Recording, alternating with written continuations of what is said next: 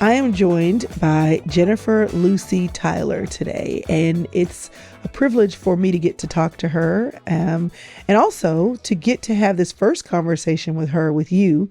I always spend a little bit of time chatting with my guests when I'm able to. Before we record, just so I could get a little bit more familiar. And I can already tell you that you're in for a treat today. Jennifer Lucy Tyler is committed and passionate to teaching God's word to women who want to get to know him better through the study of his word. But what I love about her the most so far is she is a multi-passionate person who is also multi-talented and does a variety of things. She is at the recording of this episode, expecting her first baby. And so I'm watching her sit, and I can even tell by the way she's sitting I'm how sitting. she, yeah, how you're I can carrying. wait. It's amazing. So I'm glad I had a chance to catch her before she goes on maternity leave, and for you to get a chance to know about her so that you can be impacted by her work, her ministry, and her message. Welcome, Jennifer, to the show. Thank you so much. I'm excited for this conversation. Now, Jennifer Lucy Tyler, why the full name? Why do we go by the full name? I used to hate my middle name growing up. I didn't like the Lucy. And when I got older, I began to really adopt an appreciation for it because I'm named after two grandmothers. One, my paternal grandmother, and my great grandmother, who's Lucille, my paternal grandmother, who is Lucy, and they were amazing women. And I just grew to love the name as an adult. And I said, well, let me embrace it now, because when I was younger, I just was like, why is my name Lucy? I didn't like it. Now, I know that you are in your early 40s expecting your first baby, and you have so many things Yeah. that you're doing. But I want to just take a minute and kind of learn a little bit more about your trajectory. So, before you were Jennifer Lucy Tyler, the Bible teacher, before you were Jennifer Lucy Tyler, the business owner, before you were Jennifer Lucy Tyler, the writer, and maybe there is no before, maybe you were always all those things to some degree, but what did your path look like? Because I think when someone ends up um, as a Bible teacher, or if they have a membership that they manage and that they steward, or that they become a business owner, what's usually different than a person who became a doctor or became a nurse or became a lawyer, or has spent the majority of their lives being an administrative or an executive assistant, is there's an interesting path that takes you, because you don't normally come out of college saying, you know what, I'm gonna be a Bible teacher and then I'm gonna own my own. No. You don't start out that way. So can you walk me through at a high level kind of what the highlights are of your 20s and 30s, how you got to the point to be doing what you're doing now? Early 20s, I was Jennifer Lucy Tyler, the confused person.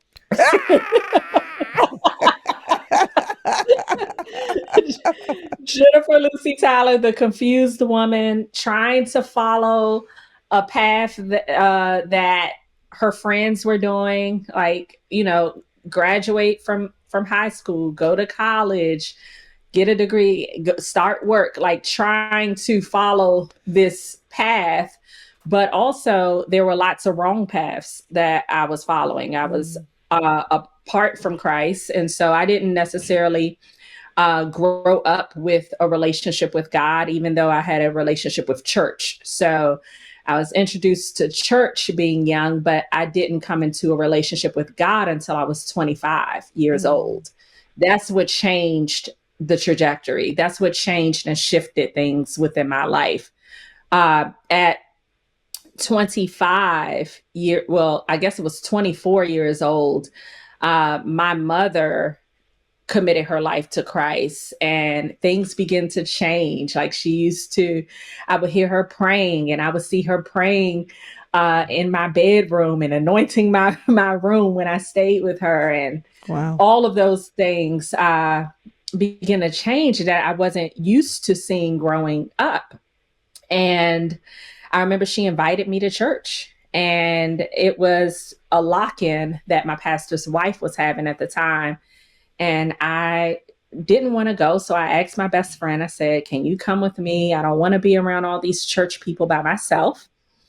And she came, and it was during that event in July of 2004 where the Lord, it was through a drama presentation of the gospel, just really grabbed my heart and hers, my best friend at the time. And God started doing a work in me then. I remember I was in when I say I was confused, I was in a same sex relationship at the time. Mm-hmm. And I remember being in that relationship, and then all of a sudden I'm sneaking reading the Bible. I'm sneaking looking up Bible schools and different things like that while I'm in that relationship. And that same year in 2004, a couple of months later, September 2004, my best friend who was with me at that church event was murdered in DC.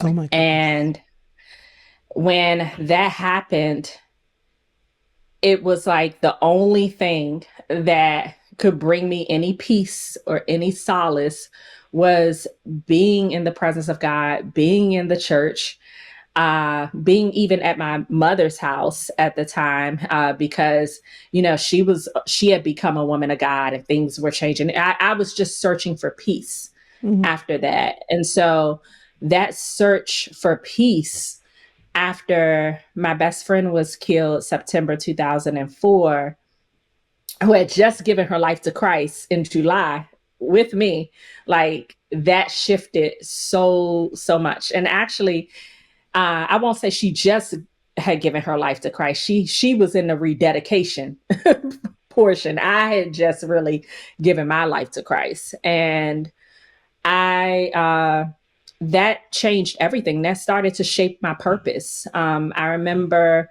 I used to go to church, and I would just I would go even when it wasn't a Sunday, and just to be on the campus at the time, just to see if it was something I could do, people I could be around. I started looking for community.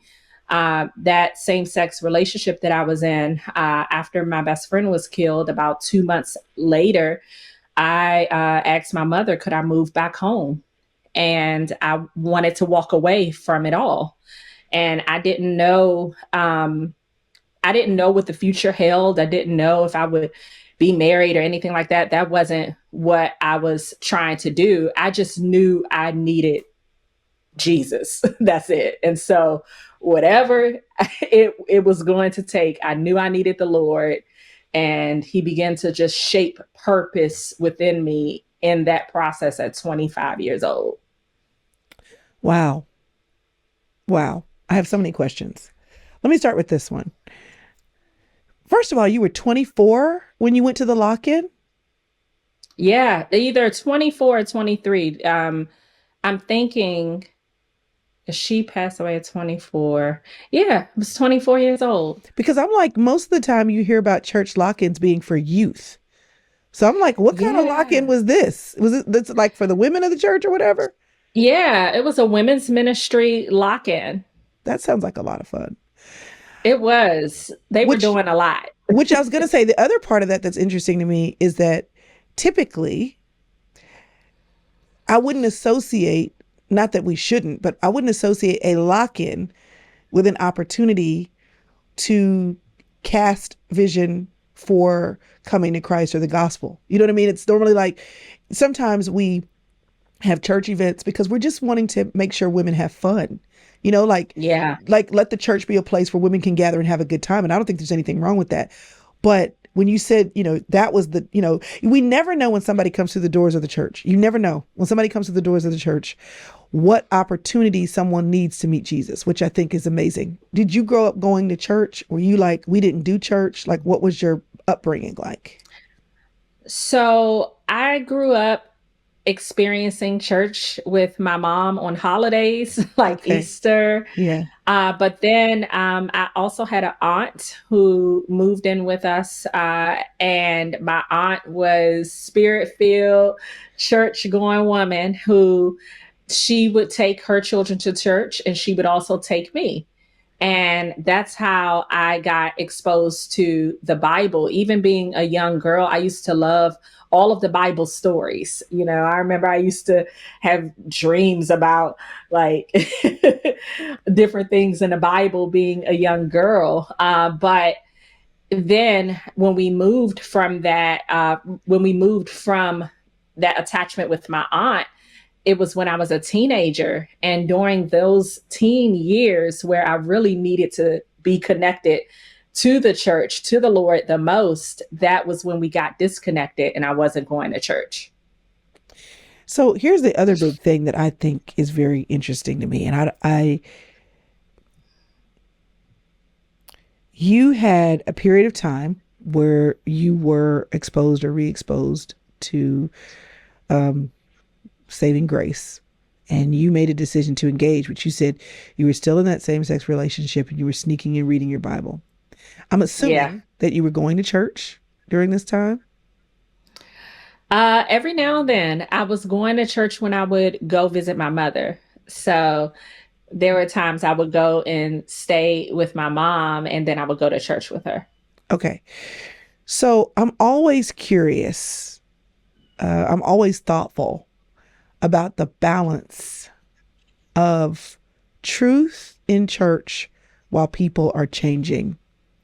We have a way in church of talking about sin, lifestyle choices, challenges in a way that I often, when I can think of someone that I know, that I hope comes to church, or I hope visits church, or I hope watches church online, and I'll literally be thinking some Sundays, ooh, I hope they're not in here today.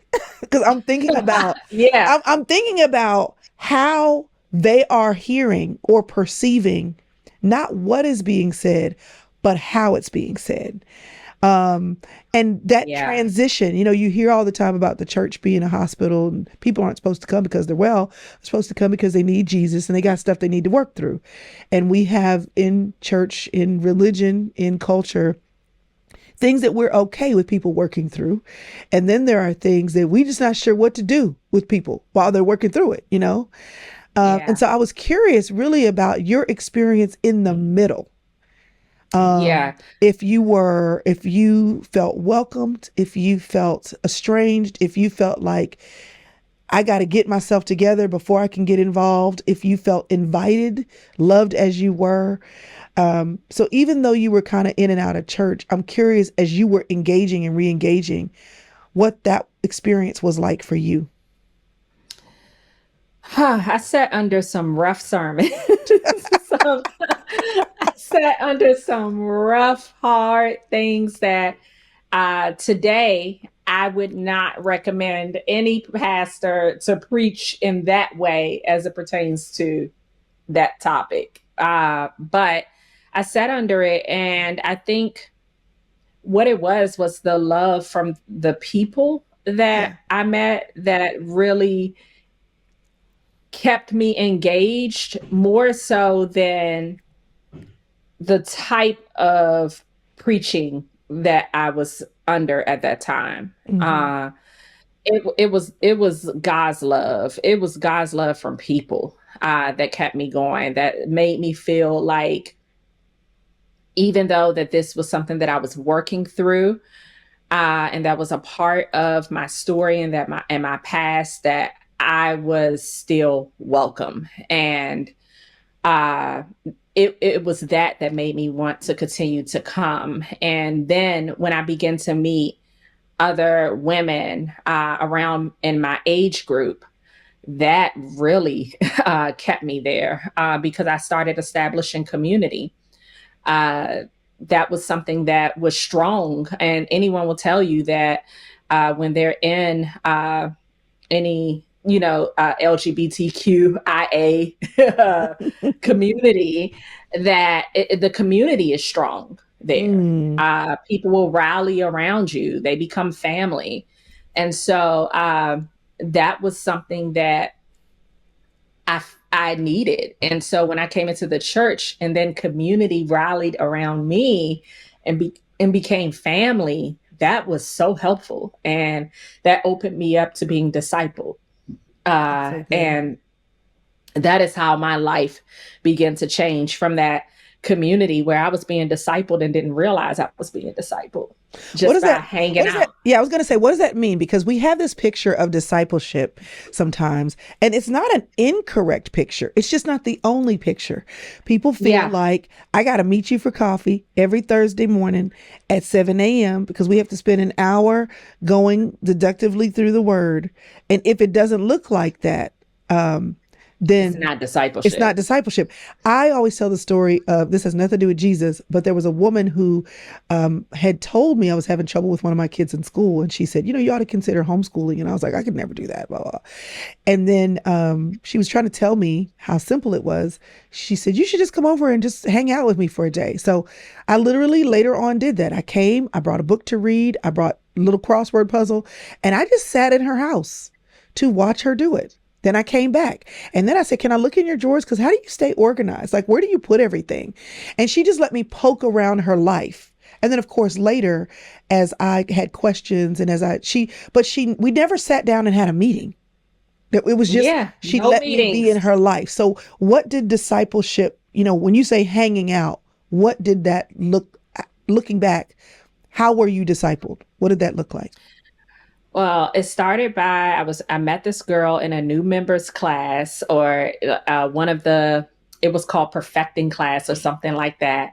And she gave me a compliment on what I had on, and then she said she thought I was from her town. She's from New Orleans, and she was like, "You look like you from New Orleans." I was like, "No, girl, I'm from Southeast DC," And it was just after that conversation, we began connecting, and she invited me over to her house. She was like, "You should hang out with us. Like after church, I'm cooking," and it was like, "Okay, I'll come." And I remember telling my mom, I was just like, man, like I hope they're not weird, going over there. Like I was very hesitant at first, like just wondering, like how is it hanging out with church girls? But I came over and I found out that they were cool, like they were normal people. It wasn't a second church service. They were cooking, they were talking, they were playing cards and games and things like that. And from that, I began to develop a relationship with this one girl, and I would hear. I would hear the conversations. I would hear the conversations about the Bible as they're playing cards, or just doing what it is that a 20-something-year-old would do. And it was in those environments that discipleship started happening organically, so to speak, where then there would be times where they would open the Bible and I would ask questions and, those types of things. But it started off really with just hanging out and doing what young 20 somethings would do in Christ and just having a good time, joking, laughing, like just being human. And me being invited into that and Mhm. seeing that, wow, they are normal, they are cool, but they also love Jesus. Like, this is They're not different. weird people. They're not weird people. No one's doing drugs on the table. Like all of that. They're still having a good time. Like, okay, I can do this. And it made me want to come around more. And that relationship with that I had with that particular young woman, it grew, and I began to learn more and more just by being around her and some other young ladies as well. Listen, community matters. Sometimes our communities come in shapes or forms that we don't expect, or we think that the people who are around us would never be our people. You just never know. What's important is that you are intentional about putting yourself in and around communities of people who are going to help you grow, help you develop, help you to be more of the person you're supposed to be. And sometimes it's hit or miss. Sometimes you try that group at church, or you try that group of women in your neighborhood, or you try that group of people that you are on the PTA with at school, or you try this running group and it doesn't really turn out that it's a fit. Don't stop trying. I do realize that sometimes we try and it's not working out the way we thought. This is one of the reasons why I created the inner circle. I believe that in real life relationship is always, always, always the best thing. But when you don't have that or need more than what you have, the inner circle community is a way where you can connect with women who love God and who are aware that they are called for a purpose and they don't want to waste any time with aligning their life with God's purpose. The inner circle is a place where you'll not only connect in community with other women, but you'll connect more with me, where I am there mentoring, coaching, sharing, teaching, and where I also bring other women in to do the same. Community, you were built for it. And I know that you may have for a while been on your own, and maybe you've decided you think you like it like that. I don't care. You were designed for community. There are some things that will only happen in your life when you connect with other people. Why? Because you were built for it. So I want to invite you to look around in your real life and think about where community can grow. And if you need community right now or need more of the community that you desire, consider joining the inner circle. There's another opportunity for community, and I want to tell you about that as well. I am taking a group of women with me to California this 2023 October. Why? Because in real life, remember? Sometimes things only develop, they only sprout, they only grow like wildfire when you make intentional time to stop life and make room to gather with other women. Do you have to know all the women? No. In fact, some of the best connections and community have happened when we've held events and women who didn't know each other got to know each other. So I want to invite you to come to that too. Now, how can you find out more about either one of those things? Well, to think about joining my community and to learn more, go to thesistercircle.com/inner circle. If you'd like to find out more about this October's retreat, you can go to thesistercircle.com/retreat. If you'd like to be a VIP at the retreat, just know that the only VIPs at this October's retreat will be those women who are attending the retreat who are also in the inner circle. I am right now preparing and getting so excited about our plans for the rest of this year and kicking off the next. And I would love to connect with you in a deeper way. So go get your community in real life. And if you need more or would like more from me and the girls that I call friends, then consider joining the inner circle or joining me at that retreat. Now, this conversation with Jennifer Lucy Tyler is so real. I love her willingness to just say it like it is.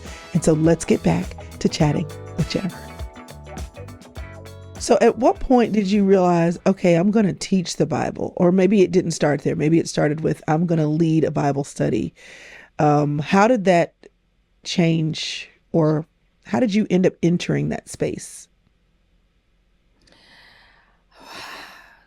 I'm just trying to think, because it's been, that has evolved in so many different seasons. But I really was looking for other women to just go through the Bible with. Mm-hmm. And it started out with, not only did I serve in church and I may have taught a class in church, but outside of the church, I realized there are so many women that aren't connected yet to a church body, but they're interested. They're wondering about the Bible. Mm-hmm. And so one day I had this event called Sisters Day Out, and I literally rented a room in a library, made all the chairs into a circle, brought my Bible, and I have to show you. I'm gonna have to show you this picture. Because this was probably early 2000, maybe 2007 or so. And I brought out my Bible. I had bought donuts, and we were in a library going through the scriptures. And it's so funny because I have to apologize for people that may have come back then, because I probably was teaching them wrong. I was so zealous and I was excited Yes. and I just had passion to get women together and let's open up this Bible together and let's learn, Yeah.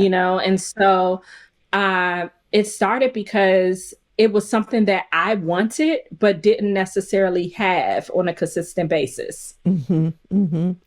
That's So great. I I'm the think type of person when I don't have it, it's you're like, going to oh, create it. okay, well, You're going to create it. Yeah. exactly. Yeah. I Yeah. think we give in today's world where Bible studies are products and where everything is so glossy. And that's not necessarily bad. You know what I mean? Like the Bible studies are done well Mhm. and the books are produced and the marketing is slick and, it's all nicely packaged. And is it digital, virtual? Can Yeah. I download it? We Yeah. forget I that had none of sometimes, that when I yeah. started. Well, and we forget that honestly, even though we have it now, sometimes the best thing to do is be zealous, be passionate, and say, I just want to do this with other people. And I don't know what I'm doing, but you're more than welcome to come to my house or meet me at the library or let's meet at a coffee shop and go through this together. Let's discover this together. There's power in us not doing it perfectly, actually. Actually. Yeah, it's so much power. And I look back at those days and they were just so sweet. And women still remember those Sisters Day Out events that we would have. Like I just would market it on a Facebook event group and it was just sweet times. So now you spend your time doing a lot. You, of course, have soul circles, which is an opportunity for women to join you in the form of a membership to have master classes for where they're engaging with you, but also other Bible teachers, where they have Yes. downloadable study resources and worksheets, access to a community of like minded women, additional access to you. So if you're wanting to experience small group inductive Bible study, you've created now a membership platform to do this. So it's not just local, it can also be virtual.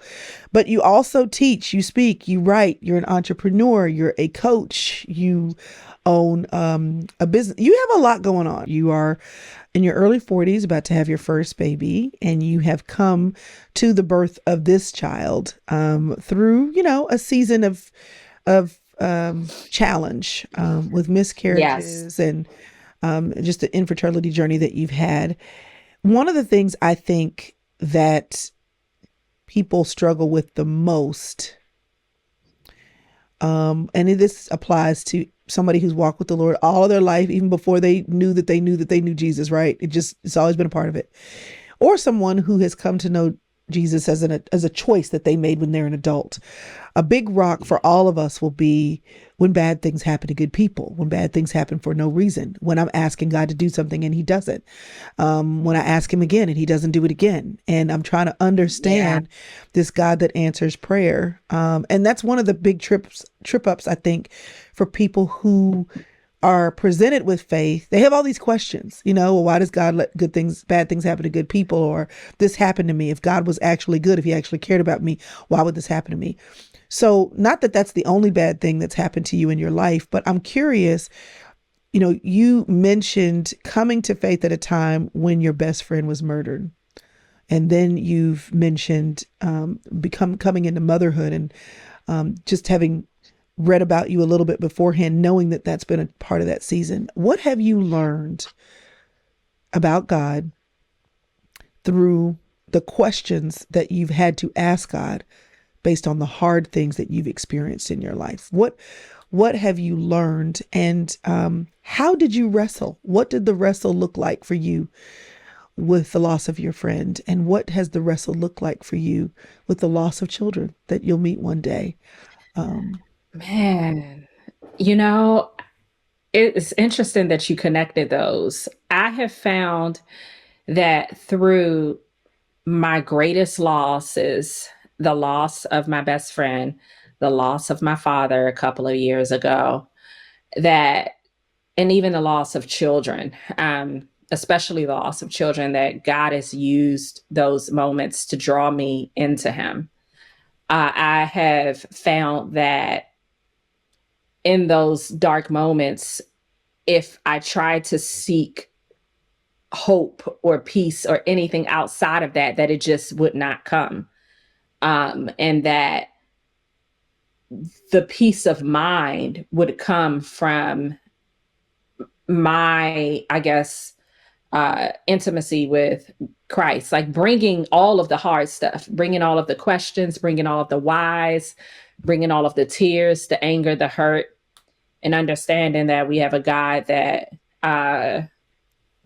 what I learned over time is that we have a God that uh, empathizes and understands hurt and pain, because obviously, like, his son and the hurt was the ultimate, he experienced ultimate pain, being on the cross. And so just coming to that understanding, I think what's interesting is that sometimes these experiences can cause people to run away from the very person who is there to heal them.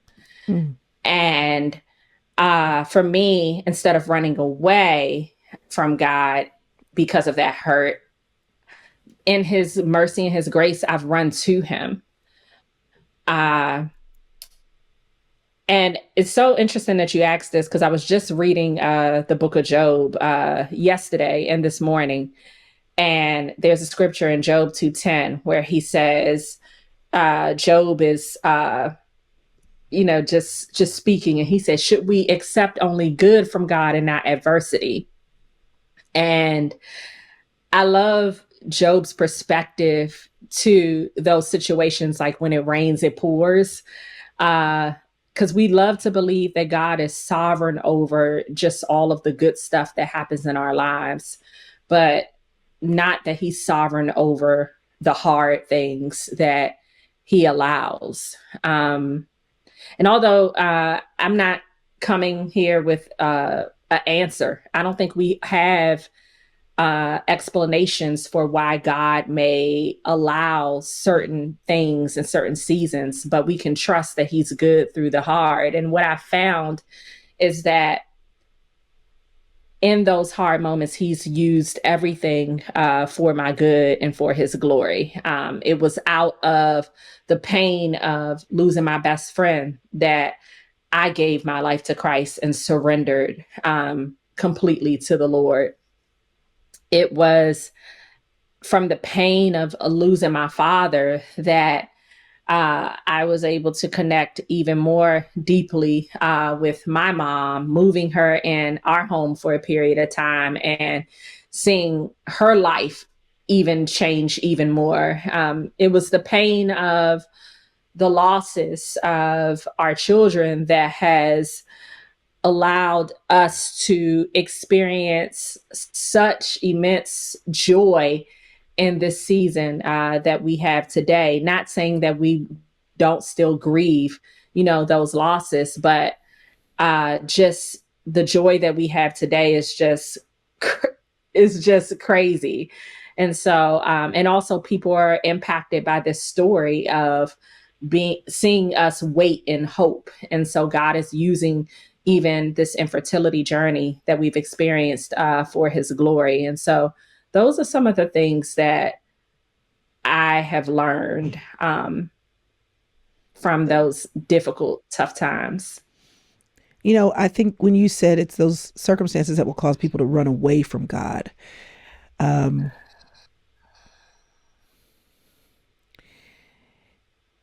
I think the hardest decision, what is there's a quote where, and I'm going to butcher it, but it basically, a mile of a journey of 1,000 miles starts with taking the first step.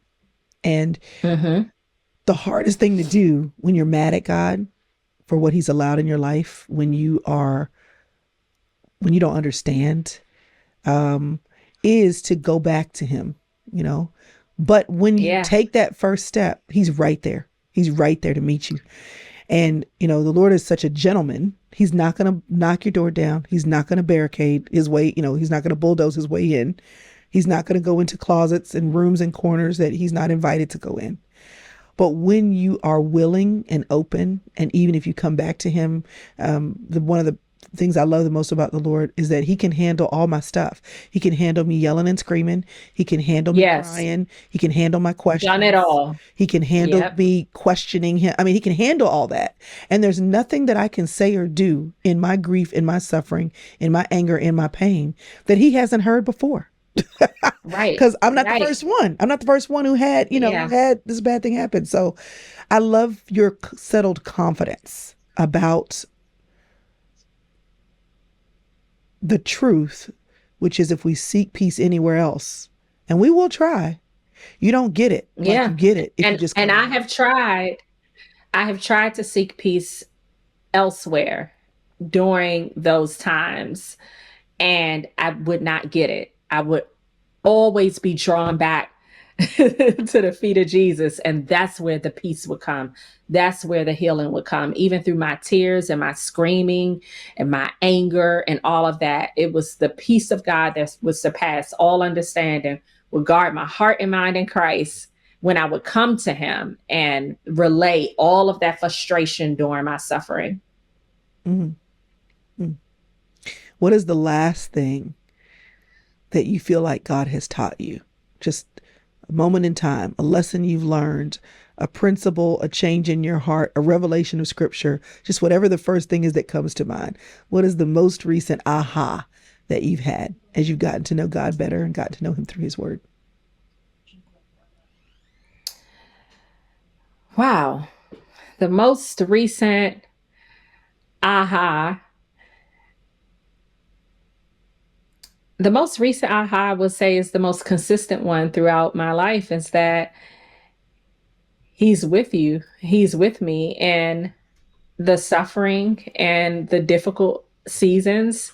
That part of scripture where it says he will never leave you nor forsake you is so real and so true that even during seasons of suffering where my grief and my anger, where I've allowed that to make me question God or to be angry, that even in that anger, even in that in moments of discontentment, that he was still with me in that, constantly drawing me back. And I'm so grateful for that, as because and one of the things that I've been saying about this season is, God, you're so merciful that even during those moments where I may not have honored you with my lips or have just allowed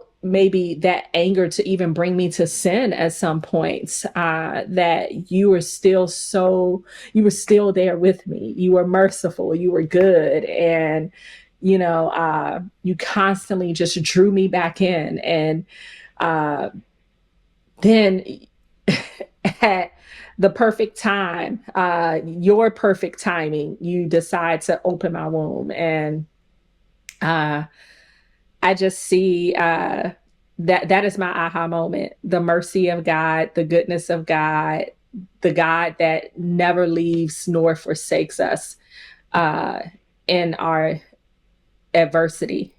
So good. And it's so true. So true. Thank you so much for letting me chat with you about all the things, get to know you. Y'all, if you're listening and you want to learn more about Jennifer Lucy Tyler, check her out. Her web page is her name, Jennifer Lucy Tyler. And from there, you can find her on all the socials. On all the socials. Places. Yeah. Well, this has been great to get to know you. I look forward to continuing to do the same. And I look forward to seeing what this new baby looks like when you post about the birth and all the things on all the socials. So inquiring minds will want to know. We'll look forward to that day. Yes, I'm going to probably take a little time to keep her to myself, but I'll send you a photo. Yeah. You should. Well, thanks again for being with me. Thank you for having me.